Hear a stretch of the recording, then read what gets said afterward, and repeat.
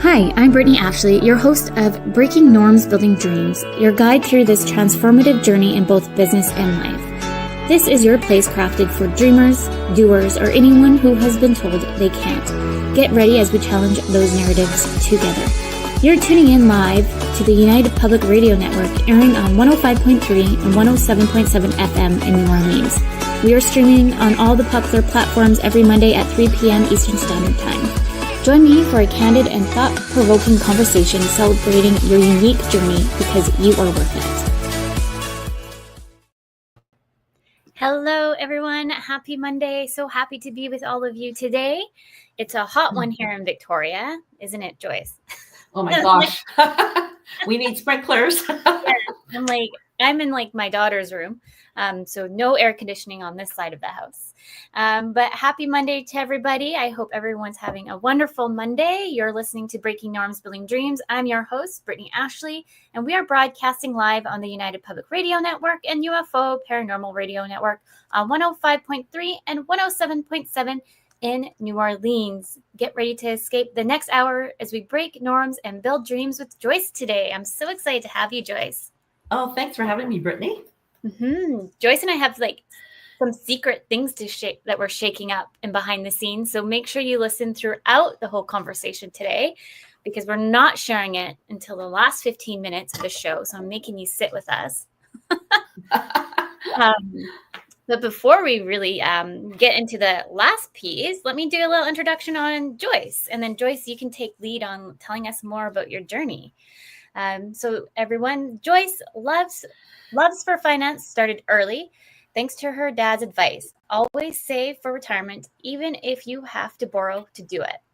She contributed to her RRSP every year, but 6 years ago, she had a wake-up call. Her kids weren't getting the tools to build wealth early, and most families weren't either. 3 years ago, she left her corporate career to become a full-time entrepreneur. Now she helps individuals, families, and business owners get out of debt, protect their income, and grow wealth in Canada. Her monthly event, Money Mimosa. Mimosa. Yeah. I think my brain's not up yet. Thank you. Offers a fun, casual, judgment-free space to learn and share. Her mission to empower people to make informed financial choices so they can stop worrying about the what if and start building the future they've worked for with time, energy, and freedom. I'm so excited to have you, Joyce. Thank you. Yeah. I didn't realize that you started the entrepreneur journey in 3 years. When I was reading your intro, I was like, oh. Well, do you know what, Brittany? I think I started when I was 19, honestly. I was in Hawaii when I was 19, and I saw Mrs. Fields Cookies franchise, and I wanted right then to bring that to Canada, but they weren't ready for me at that point. So I think it was planted the seeds then. Yes, I love that. I feel like we as entrepreneurs, sometimes, I think in today's society, it's just so normal to go university, kind of high school, university, corporate, or 9 to 5, even if it's not corporate. Mm-hmm. And so thinking about entrepreneurship, it's kind of in a way, I don't want to use the word taboo, but it kind of it's kind of, no, you need to follow this rule. You need to follow this alignment. But I think with COVID, I think it shook it up a little bit. And I think everybody's like, maybe we don't need those corporate lifestyles anymore. Mm-hmm. I totally agree with you, because COVID did change it for specifically for me to really cement the idea of going the entrepreneurship route. Yeah. And as as I talk to more and more people these days, a lot of people have side hustles because they're not able to make ends meet, or they just want to do something more meaningful and purpose for their lives. Mm-hmm. So definitely. 100%. Yeah, maybe I know I did a little bit of an intro for who you are, but maybe you can do an introduction more about your journey and where you are now today. Sure. Well, like you mentioned in the intro, I've always come from corporate. My whole entire career has been the corporate world. And but I always knew there was something more for me. I just didn't know what it was, and I tried all sorts of businesses, network marketing, you name it. I tried it, and I think my husband rolls his eyes every time I talk about it. But it wasn't until this of finance that I really took it seriously. And the more I got into it, the more learning I did. I really quickly realized that if I didn't know a lot about this, there's probably a lot more people out there who didn't. And like you mentioned, it really changed for me when I started to learn about it, and then realized that my own financial plan wasn't being taken care of, and especially for my kids. And that's when it nailed it for me. I love that. And I find too, I feel like looking just back into school, even for myself, I think it would have been nicer to see those as electives, or just kind of an option for kids to kind of start to consider it. Even entrepreneurship, business classes. I think those would be so successful for a lot. And I think a lot of teenagers, or whatever age they are, might be able to focus their time and energy in different areas as well. And they might be able to see because I don't know about you, but our electives were cooking, metalwork, metalwork and woodwork. I'm like, I don't want to build a house. I don't metalwork. I was so scared of all the tools. I just actually, this should have been a sign that I was going to be an entrepreneur / leader, because I just got the guys in my class to do the work for me, and I just oversee. That's great. Well, at least you recognize it early on. But yes, you're right. I mean, mine was the same thing: sewing, cooking, metalwork, all that kind of stuff. And I think, honestly, I think the school systems need to change, because the world is changing. So why not our school system, right? And, I don't know if I'll ever use my history or geography classes from before. I don't think I remember, but more and more. So I really believe, now that I've been doing this for a while, that we really need to start kids young and help them go into that, and just keep layering it upon layer every year until they maybe hit, between grade 10 and 12, and talk more about business and ownership, and give them the choice of decide what they want to do, which route they want to go, whether it's university or become an entrepreneur. Yes. And I remember having this conversation with, her name was actually Brittany, a long time ago, when I just started out as an entrepreneur. And she made a comment about, she wasn't really in the financial pieces, but more in insurance. But she made a comment that stood out to me. It doesn't ever hurt to start young, teaching kids on finance, even 5 and up.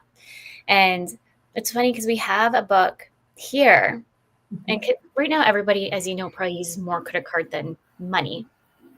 So it's kind of, even for us to when we go to the markets, I try to bring change so my daughter can learn how to have that interaction and understand I gave you $2, it's only 25 cents. How much do I get back? By the way, this is a very cheap bookstore here. Look, it's not, you're never going to find anything for 25 cents nowadays, but this is we found the prime over here in Machosen. Well, that's great that you helped your daughter with that. But the other thing too, what I did when my kids were young, and when they used to get maybe $1 for an allowance, I would help them set up a little wallet or envelope, so that they can learn about how to divide their money into 5 different areas. It could be buying for toys, education, books, miscellaneous, having to go to a movie, or one for gift, giving back. So I set up these envelopes so that they can utilize this dollar and try to figure out where to do it, so that if they wanted a toy, they would have to save up to go buy that Hot Wheels or whatever it might be. So they have to look in the envelope, so it kind of gets them involved. Yeah. I really like that. I'm going to tell my husband after this. This is what we're doing. We actually, because my husband has a 3D printer, so he made coins. And so we made in our gold china cabinet, we went out to the dollar store and put money on them. So if they behave, you get a coin, and you had to save up. And then you go to the store here in our china cabinet, and you pick if you had enough money. Then we kind of did it that way. So we kind of did it in the same senses, but with fake money. Yeah, I think it reduces a lot of temper tantrums when you do that, because if they don't have enough money saved, then now next week, by doing chores or having their allowance, will allow them to save that much more, so they can go and buy that. So it's kind of a delayed gratification in a way that you're teaching them, right? Yeah. Yeah. I feel like there's no, as we all know, there's no, well, there are books out there on how to parent, but there's no real book out there to parent when every single day is such a change in dynamics. And so it's just always trying to adjust and change what works best to in the family. With that, I know there's a lot, sometimes I would say, for me anyways, PTSD when it comes around trauma with money, and there's different stories to everybody's trauma with maybe money and or money in itself. Maybe they never thought of it considered like trauma. When I did my course, like, trauma with money, I didn't even consider it as trauma until I took the course, because I was like, it's just money. Like, I just like don't think about it. And I was like, oh, you know what? I fall in this factor. So I know we're going to touch a little bit more on that, but anybody listening about finances, I thought we should just kind of like touch on like at the beginning here, just so people are listening, they're like, oh, this is me. This is maybe where I'm at. So there's the fight, flight, freeze, and fawn kind of situation. I don't know about you, but I'm a fawner. So I'm a people pleasing, financially overgiving, undercharging. Sometimes I'm also the freeze, so I feel paralyzed when making financial decisions. The flight is avoiding money conversations and or any responsibilities, and then the flight becoming aggressive or hyper controlling about money. And so like I've noticed throughout my journey with money as a grown-up, as kid, I kind of would say I fell more in the fawn and freeze, two subsections, and never could like really move away from them. And I didn't really understand until I took the course. From your experience, have you felt kind of where you maybe feel a bit when you're kind of growing up? Well, even though growing up, I just went to my mom and it worked. And if I went to my dad, and he usually doesn't, so I kind of play against each other. But I was lucky enough that, like I said, my dad taught me, to start saving early. But I guess looking back, I think a lot of times we get our experiences or lessons from our parents. So they might have passed things that they knew or didn't know about, and it sort of kind of transitioned down to you. Or some people I've heard from clients that, I grew up in a household and we didn't have any money, so this is what happened. So they kind of carried on that same story. So it does happen. And unfortunately, I just want to let people know that it's not your fault. And that, at least if you're aware of it, just be gentle and kind to yourself and just start taking small baby steps, and just to sort of, without any judgment, just see where you are today and sort of work towards what you want to have. 100%. And that's why I wanted to kind of like highlight a few of those areas, just so if anyone's listening, you can start to see like, you know what? I get paralyzed when I think about money, or I just avoid it. I don't even want to think about it. I just let maybe the bills go a little crazy, and part of me knows I should be paying those, but I just can't get past X, Y, and Z. So everyone has a different state. And like you said, Joyce, it can come from family patterns, direct experiences. It shows up differently for all. One example, just so everyone can kind of it's not more about money, but it's more or less about like a story that I came across about cake. Like a great grandma made this recipe on this cake, and they were very adamant that they didn't want to use cream cheese, even though it calls for it. So they did like a filler of it. And so as the stages of the story has gone on and passed down the recipe, that cream cheese has never really been in the cake, because it was grandma said, no, you can't do it, kind of thing. And so we're just taking that tradition on and on and on until somebody's ready to kind of like wake it up a little bit and ask the question of why. Like so many people do like X, Y, and Z. And then the story's like, well, grandma or great grandma didn't like the cheesecake. Like it's because of X, Y, and Z over here. And so it kind of like segments us to change and segment us in a different way, a holding pattern, I guess one would say. And we're thinking like we can't be open to it because we were told from generations to generations to keep this going. So if we start asking those curious questions and trying to shift our mind a little bit, at the end of it, they end up realizing the cheesecake was the missing piece, or we needed one extra thing in there to make it extra soft, right? So yeah, I thought for that sure. definitely resonated when I listened to it. I was like, interesting. It makes you think of what has been brought down in tradition. Oh, definitely. And like I think about sometimes you hear your parents in the back of your mind going, you should do this or do that, and Yeah. it's all coming from like the patterns, and to take that and break that pattern is a key thing for yourself, because like you said, over time, generationally, things have changed. So we don't have to do what our grandparents did, right? Yes. It's okay to shake it up. For sure. I thought maybe we can talk about, like, for those who might be feeling overwhelmed with their financial journey, like where to start. Because I know, I'll just use me for example. When I also think about it, like it's hard to even, like, I'm pretty good at like savings and doing X, Y, and Z here, but if I want to make that momentum impact and really be well prepared for retirement, I get overwhelmed and I just shut down. Have any kind of tips for anyone listening who might be feeling like that as well? Yes, finance can definitely be daunting, to say Yeah. the least. And like again, it depends on where you're at. And so one thing I like to suggest, for one thing, is that, which we didn't get in school, is the education. I really believe that if we understand just the fundamentals, basic understanding of how money and debt works, we can start there. And then, just to take one step at a time, and work with a financial professional who can answer your questions. And again, don't feel embarrassed or shamed by it. But also, what I would suggest to people a lot too is to just track their expenses for maybe 1 to 2 weeks, where they're spending. Because as you know, it's so easy to purchase things. Like, I've got Amazon, I've got Prime, all I have to do is buy and click and it's charged, right? So just be aware of where your spending is. So that would be, I think, a key way to start, at least to understand where you're at. Right.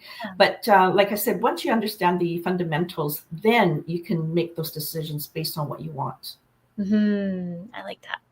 And there's so many things out there that you can use to help you track, right? I find sometimes people get a little overwhelmed. You can use a notebook. You can make, if you're like pen and paper kind of person, that's okay. If you like the computer, you can use something as simple as like an Excel spreadsheet. I find, like, for the business and for the house expenses stuff that I do, it's all in a simple Excel spreadsheet. And actually, my husband makes fun of me because I have it weirdly laid out, but I'm like, this is how my brain functions. It needs to be this way. Yeah, for sure. It has to work for what your style is, because we all have different ways of like learning styles. And like you, I use my Excel spreadsheet as well. I could use an app, but I don't use it that often. I don't know why. But to me, I think having the pen to paper works best for me, and then putting it into an Excel spreadsheet, because at a glance, I can see everything. So there are definitely apps out there, but everybody has to find what works for them. There are so many programs out there. So it's just a matter of finding what works best for you.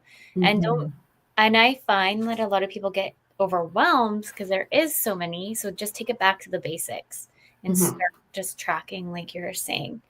Is there any kind of, if they didn't even know, so you're saying then just going back, maybe write down on like a daily basis each week of what they've spending money on to kind of start that.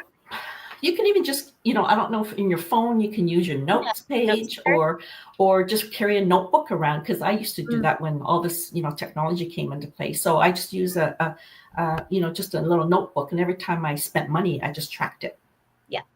And or the other thing too is what I suggest for people, if they really want to take a dive deep into what they've been doing, is take the last 3 months of your bank statements, credit card statements, and just use a color highlighter and have fun with it and just highlight where you're spending it and track where the categories are that you're usually spending a lot of money.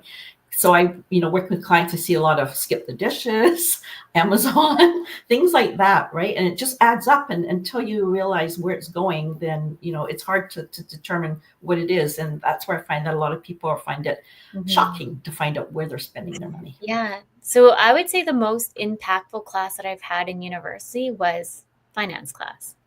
I loved it. And it made me realize how much money I was spending on coffee. Yes. You're just having this conversation now. I was like, right now my new addiction is going out and getting a coffee, because that's my pick me up of the busy week. I know we have something called the Starbucks plan. Yes. Right. I feel I've now mastered of where's the cheapest place to go to get a coffee, so I don't feel too guilty that's not going to break an arm and leg. Or make your own.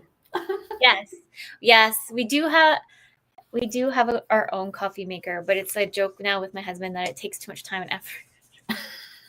Like those fancy ones that you like at baristas, that they use in Starbucks, they're pretty decently fancy, but I feel like it's just a lot of work to get my coffee when I have 2 small kids.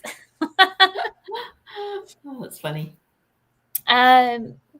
Maybe we can kind of highlight on how to understand how debt works and how to that's I know very big topic, but I don't have the stats in front of me, but I do know that in today's world, the debt world it's pretty high, the numbers, surprisingly. And just because we have so much more accessibility with credit cards versus money on hand, it's bananas to think of back in the day when I had so much more cash just in my purse, but now it's just more credit cards. Yeah, it's just too easy, right, to tap. Yeah, for sure. So money and debt, I guess debt is different. There's different types of debt. There's good debt and there's bad debt, right?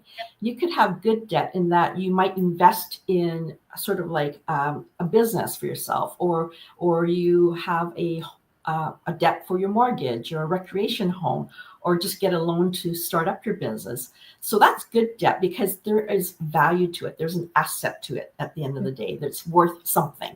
Whereas bad debt is usually credit cards with high interest rates that continue to grow. And then you find yourself in a situation where you can't pay it off or pay it down. So, it's just have to look at, which one do you want to be at? Do you want your money working for you or against you? So I really believe in investing in yourself first. Number one is, you used to hear that all the time. Take 10% of your money and then invest it, right? And I believe that is true. That's what I've done with my kids, because if I know that they put some money away towards their savings for their future, what they have left over, they're going to live within the means of that money. And I'm not as worried that because I know that they put away savings, then they can spend this and still have the lifestyle that they want to have, right? So use debt in a way that to leverage assets. And, I'm not saying don't live the lifestyle. It's just plan for it. Yeah. And just like we were just mentioning early too, talking to the kids earlier too, if you have kids, I think is great. You want to know, when you were talking, it just made me think of that I was just telling my aunt. So my daughter's to us being Auntie must be super rich because she has a pool. And we're well, doesn't work that way. But, and then she's like, you know what? It was not Auntie. It's probably Uncle because he makes amazing blueberry pancakes. He must be from McDonald's or something. Oh, that's so good. That's cute. You're so cute. I'm well, it doesn't work like that. And I wouldn't say there. I'm I have to tell them that. Yeah, no kidding. That's funny. I used to say to my husband, well, I've got checks. I have money. What's the problem, right? I have checks, so there's money. Well, what is that thing on going around, what used to be trending on TikTok about girl math? Ongoing joke about girl math, how I'll just use me for example. So we went to Walmart and I probably got about 2 pairs of shoes, maybe 10 different shirts for back to school stuff. And it ended up, everything was like $5. So at the end of the price tag was like $80. And so we came home and I said to my husband, like, girl math, technically we could have just bought one pair of shoes, but we got all of this. So we have time to, he's like, it doesn't work that way. The more you spend, the more you save. Yeah. It seems to be like a joke though, but I'm like, does our brain always look like that? I'm like, maybe we're just like always trying to shop in a different norm of forms. Yeah.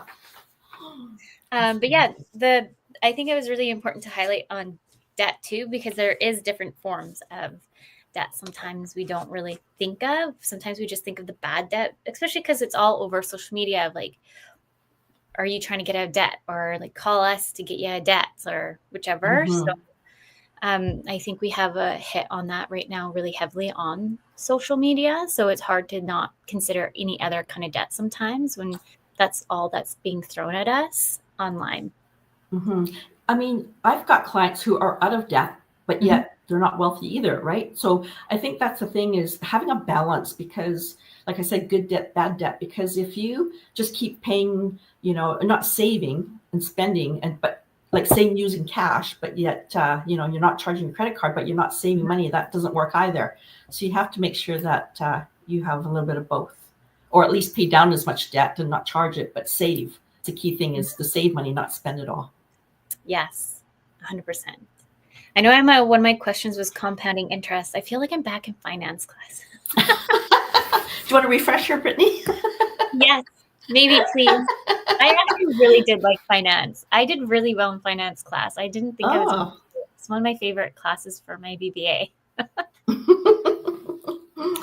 Yeah, compounding interest, that's a fun one. I can't use a calculator to figure it out for the life of me, but I do know the rule of 72. Yes. So compounding interest, I guess what I can say is time is your friend. And if you're in good investments, have good high rate of returns, whether you're using like a professional or a professional money manager, make sure that you're getting those returns, because even 1% makes a difference. So it's just a simple way of, to calculate that. And you want to be able to have your money working hard for you, because think of it as a snowball. Like the more you put in, or even when you start young, you can put a little bit, like $25, $50 a month. And over time, it's going to keep compounding and growing. So it's like having this big snowball, and it's going to just keep getting bigger and bigger. But also works in the reverse for debt, because if you don't pay it off or pay it down, that can keep increasing as well. Yes. Right? Yeah. But so the rule of 72 is something that I share with my clients all the time. A lot of people, for some reason, and I remember hearing about it with my other financial planner, but this is something that's really should be taught in school. If nothing else, just this one thing should be taught. And it's just so simple. You just take 72 divided by the rate of return equals the number of years for your money to double or compound. Yes. Right? So to give an example, let's just say that, you're 29 and you're going to inherit money, and you've given $10,000 to invest this money to retire with. So if you take the rule of 72 and you were to go get a return of, say, 4%, 72 divided by 4 is 18, which means, say, at the age of 29 with $10,000, your money is going to double every 18 years. So when you turn 65, you have $40,000 to retire with. A lot of us can live on that, let alone retire with. But let's just say that, on the other hand, if you had like a 12% return on your money, so if you take 72 divided by 12 is 6. So your money is doubling every 6 years. So with that same time frame, same $10,000 at the age of 29, by the time you get to 65, you probably have around $640,000 in savings. So which would you prefer, right? So that's why having time and getting good returns will work in your favor. Yes, I love that. And going back to I wish they maybe have that class just on Rule 72, just for like a semester for kids, and just having like mini like workshops on what that looks like, I think would do wonders for everybody. Like I know, like even though I took that in university, like it's nice to have like a little refresher. Did they teach you that in finance? Yes. At university? Oh, okay. I'm trying to remember the teacher's name. He was like my favorite professor, one of my favorite professors that I had. And you can just tell that he loved finance and teaching like the college kids money, because he made us do like sit down and really think about like just the coffee that we spent the money on, because a lot of us were on campus 24/7, so it was just more organic to go and get that coffee right in the shop than even just bringing like a thermos of coffee. And like, so we would like go workshop through all of that and how much money we could save and or invest in different areas within, not just on this side of investing, but like we looked at other sides of investing too. So yeah, it feels like 100 years since I had that course, but I would say it's one of the best. I did back-to-back programs with him on those. I think it's really important that when you do have, because I had a math teacher at school in grade 8 and he was the worst. But anyway, it makes a huge difference on the instructor that you have, because again, a girlfriend of mine went to 4 years of university and she didn't learn any of this. So it's just, it's really, whoever has that passion for teaching this, right? Yes. I feel like there's some interesting teachers out there that doesn't seem like they fell in the right position. And then there's some that just like, this is like, they love numbers. That's their thing, kind of thing. And they'll take whatever they need to do to make sure you learn it. And like, I've mentioned on the show that I have a learning disability. I have dyslexia.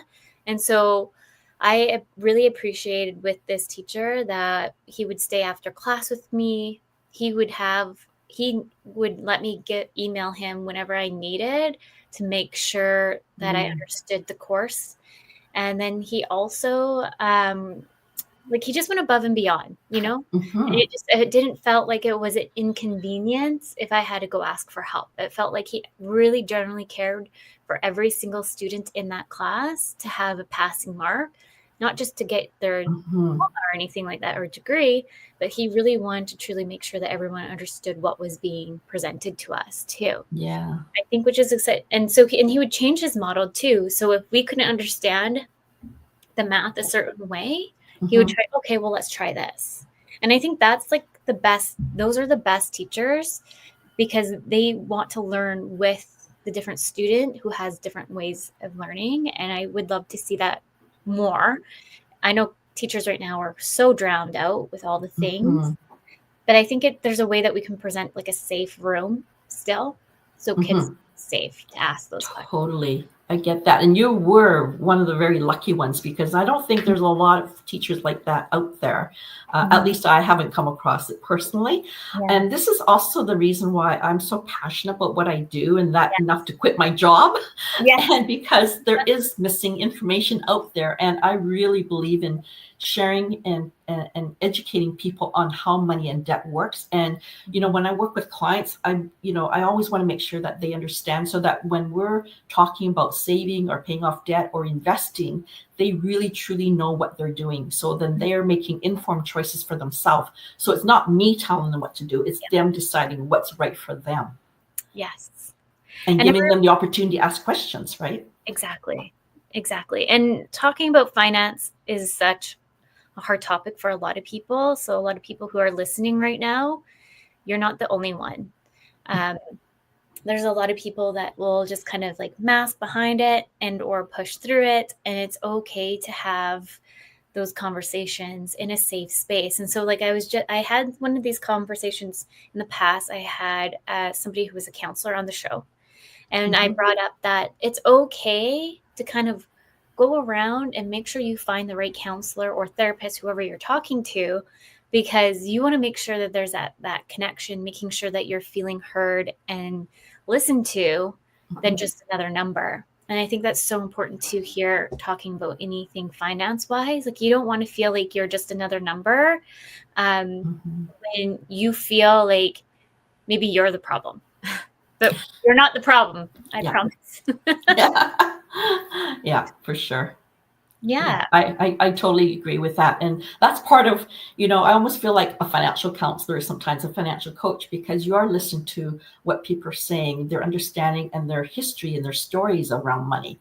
So what is it that we can do to help them in a safe environment, talk about it, answering questions, make them feel better without any judgment at all. And like, I always just give them kudos for recognizing that they're seeking knowledge and wanting help.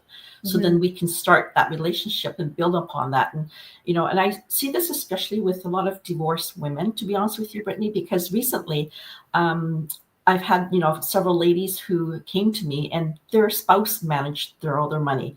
So when they got divorced, they had no idea, like they have no knowledge, no idea what to do. So when I took them through our education and then provided them the guidelines, or not guidelines, but just the guidance of how to move through it, they just felt like a sense of relief after. And then again, taking those small actions to build on that, to grow their, their wealth or whatever that needs to be to take them from where they are today to where they want to go. So it's so empowering and powerful to recognize that. And that's why I'm doing what I'm doing now, because I see that people need and want help, but nobody's there to just share that with them. Like, where do you go? Most people go to the internet, right? And Google. Yes. And I tapping on to I feel like, well, we can see already the trends for higher divorce rates. The trend too, that women, unfortunately, they don't have that much control their finances because it's just naturally sent over to the other spouse, partner. And vice versa. Like, there's usually somebody else who will take reign. So for me, like, I'm more inclined of like doing like the kid pickup and doing all these other things. And sometimes these just kind of get placed. We have our different roles and responsibilities in the house. And sometimes we lose track of them because we are sometimes in a state of chaos when you have young kids or things are moving left, right, center. Sometimes we forget that that piece of that role kind of got moved off our plate too. And it was just easier too, because you're already doing so much and that person's already taking lead on it. So why not let them just take lead too? So having that conversation more for women and being more empowered within their finances. I love that you're doing that monthly get together too. Money, oh my goodness. Money and mimosas. Yeah, I know. Why can't I? Obviously, you just need to go back on the weekend today. Oh, that's okay. My brain doesn't want to compute those words. But I love that you're doing that, because it's giving a safe place for a woman to come and talk about it and not be judged and heard and figure out solutions together on how to move the needle forward than feeling stuck and kind of like, because sometimes it's not good feeling when you're feeling stuck or overwhelmed or you're wanting to know, like, I'll just use me as an example. I always use me as an example, but right now I'm like kind of stuck. Like when I have ADHD and I get overwhelmed with certain things and things are always coming at me left, right, and center. If I know mentally I need to do that one thing, but if I don't have that support or that need or that safe place, I just shut down.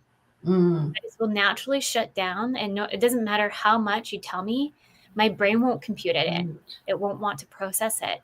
And I think a lot of us is in that state sometimes, if we do have trauma related more to the money piece, that we just kind of get locked and we just don't know how to react sometimes. Yeah. I think with, women are so busy. We are trying to juggle households, careers, parents, you name it, we've got it.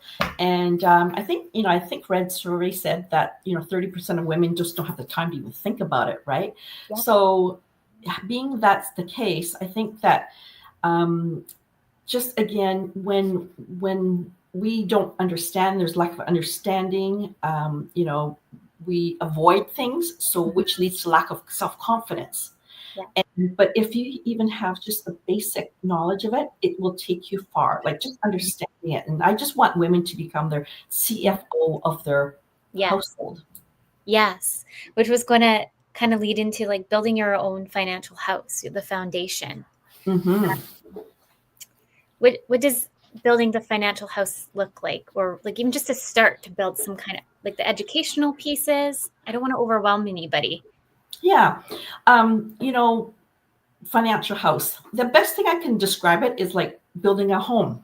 You need the foundation to be solid before you build up, right? Yeah. So a financial house to me is to be prepared for your family, which means make sure that you have, life insurance, critical illness, disability, a will, your estate planning in place, because life happens, unfortunately. And you want to be able to prepare that if there's some unforeseen circumstances that happen, whether you lose a job or someone becomes ill, they're not able to work. You are your biggest assets. We want to be able to protect your income. So then that way, if something happens, there's still money coming in. Yes. And, for life insurance, like, when I see a lot of these GoFundMe pages, like, I just think, oh no, it's another family not helped. And I need to get out there more. I need more help, to do this. So, I just want to start with that. So that is the foundation, making sure that your family is protected in case anything happens, your income is protected, and that you have things in place that, if something does happen, a will is in place. And anybody who has a bank account should have a will. And because if you don't, it can easily go into probate and it could take years. And the government will take probably 50% of that. So you want to be able to pass on what you have for your family in a most tax efficient way, to be able to do that. So to me, that is the financial house. So once you have that in place, then you build up. And that's when all the other investment options can come into play. And I like that you made a mention of the will, because it took us a long time to get a will. I think we bought the house and then we had my daughter, but then that's probably like the pushing point when we finally did, right? So once we had the first, but it was always something that we talked about, even when we bought the house, and it probably took a solid 3 years-ish time to finally get the will. But that's the one thing I also saw too. A lot of people buying houses together or vice versa, and then they don't have anything at all. I know. And then it just seems like chaos too, to try to get things. When you're already dealing with so much, it's easier to in a way to have the will there too, because when things happen, that's the last thing that's going to be on your mind. Exactly. Really, it comes down to peace of mind. That's what it gives you, because I don't want to scare anybody, but in Canada, if you're a parent and for instance, if we had a client who both parents unfortunately died in a car accident, so they left their daughter behind. Because they didn't have a will, it took grandma 7 months while she's in social the government took custody of her. She had to go and fight in the courts, even though she's grandma, 7 months to get access that she can take on, take her daughter and raise her daughter or granddaughter. So, it's so important, especially as a parent, that you take care of your family. And this is when I went, oh my God, how do people know? People need to know this, and it's how do I educate them without scaring them? But it's really giving you peace of mind, bottom line. Yes. Yeah. I think that was probably the biggest push for us, because we know that the system isn't the greatest, and that because a lot of people think, oh, it'll be fine. They can just take them and they're blood, It's no, sorry. They go into foster. They go into the system. They get lost in the system. That's right. I've seen it. So I'm just I've always been okay, today's the day. And there's a lot of great lawyers out there. So if you're stuck thinking of, it's too much money, at the end of the day, I would say, for how much, I'm trying to think of how to put this. I get where people are coming from, that a lawyer bill is a lot of money, but once you pay it and then you can see how much ease it's going to be brought in for future and so forth, it's priceless, I guess. Oh, totally. Yeah, totally. I mean, you can shop around. Notaries can help as well. And, we can refer people. I can help that with, certain things as well, like simple, basic wills, that there's opportunities there as well. But I definitely would encourage people that if they don't have a will, put something in place, even if it's just something basic. It's better than nothing, right? Yes. Yeah. We were going to do that and just get a notary to sign off of it, but then we end up going just full on the lawyer Mm-hmm. because we ended up doing some extra things. So it was just easier to get it all one and done, and we don't have to see them again. Yes, I agree. So we're almost at time. It's going to go by really fast. Should we tell everyone what we have planned? Yes, love to share that. It's exciting. I'm excited. For anyone who doesn't know, because I wear many hats, this year, I would say in February, I finished my certification with money with the TOM organization, Trauma with Money. And I'm now a certified Trauma with Money practitioner. And Joyce and I have come together to create an event that I'm super excited for on September 25th. Rewrite the Rules. Women, Worth, and Wealth. Let me see if I can share the screen. I was practicing before, so let me see if I got this. I will get it for everybody. For anyone who's visually looking at what we're doing. Do we need a drum roll here? Yes, there we go. Can you see it? Yes, I can. Perfect. So there's some little tweaks that I still need to make on the website, but it is live for everybody. We only have 12 seats available because Joyce and I know how much talking about money, finances it's a very emotional. We want it to be a very safe, open space for everybody. And so we want this event to be very small and intimate. See, look, it even has a countdown for us, Joyce. Oh, wow. Okay, so 45 days. Okay. 45 hours until the event on September 25th. And we are going to have it at Joyce's office.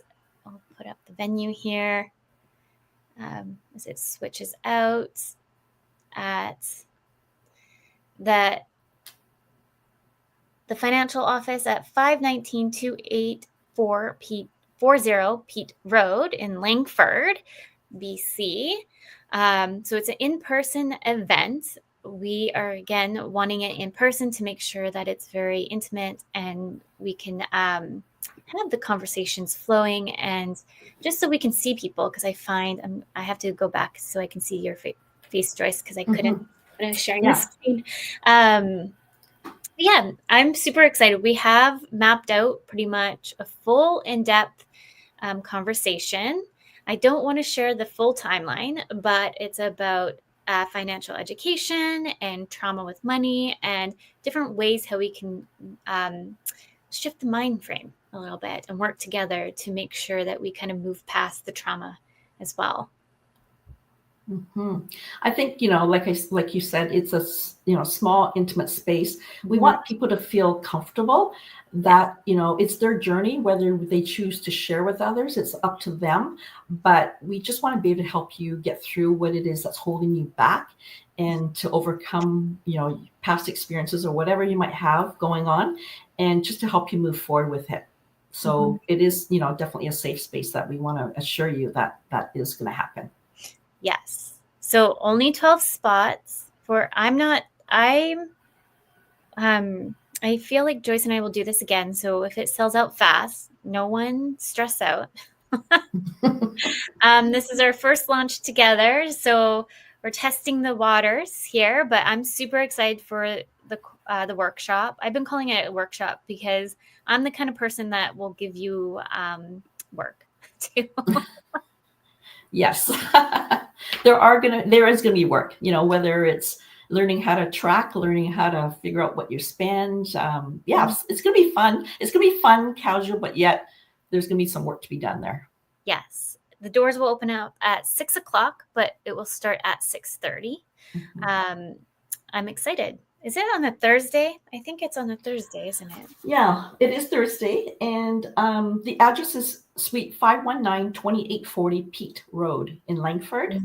And so if you know Rhino Coffee, we're upstairs above that in the same building. Yes. I'm going to actually, for anybody just listening right now, multitasking, I'll put the website in the comments for anyone locally listening, or who knows, maybe you're down in Seattle and you're like, I'm coming up for this. Come on up. Join us. Yes.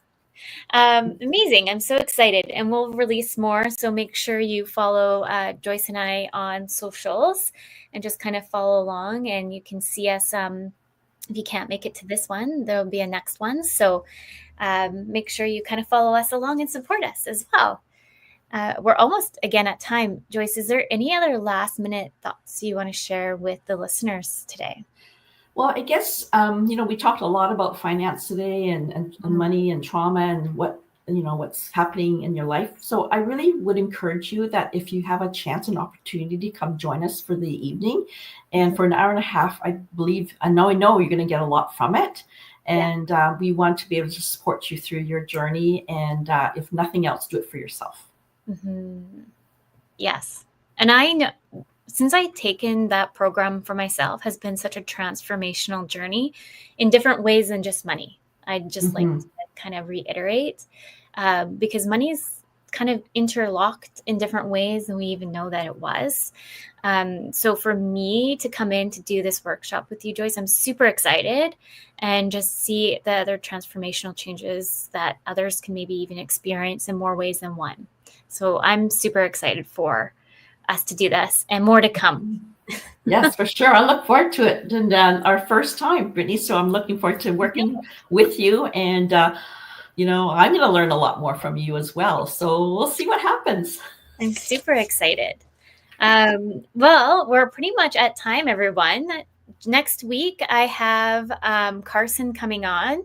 I actually randomly found her on TikTok. And she shared a video with me, so I'll be sharing the video next week. I'm hoping for her to send it. But more or less, it was how employers let individuals go in the workforce and what's ethically not ethical sometimes. And so we're going to be digging into that and just what she's experiencing as well through the job market. So please come in next week with any kind of questions for us as well.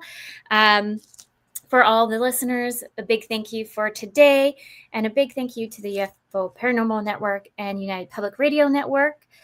With that, everyone, I really hope you have an amazing day. And Joyce, again, thank you for coming on, and we'll have you back again. We'll do some more updates for everybody with how the workshop went, and we'll dig in a little bit more too. Maybe we'll do like a live workshop for everyone if they're interested. Wow.